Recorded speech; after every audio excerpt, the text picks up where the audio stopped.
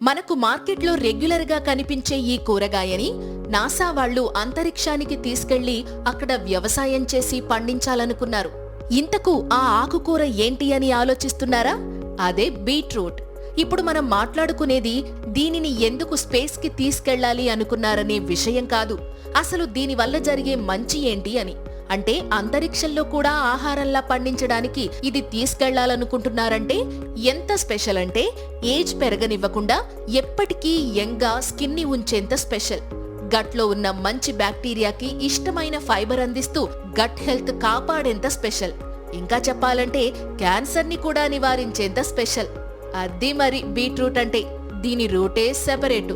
ఇందులో ఉండే యాంటీ ఆక్సిడెంట్లు ముఖ్యంగా బీటలైన్స్ క్యాన్సర్ నివారణలో హెల్ప్ చేస్తాయి. ఇక ఇందులో ఉండే నైట్రేట్ కంటెంట్ బాడీని రిలాక్స్ చేసి బ్లడ్ ప్రెషర్ ని తగ్గిస్తుంది. ఇది బీట్రూట్ పవర్.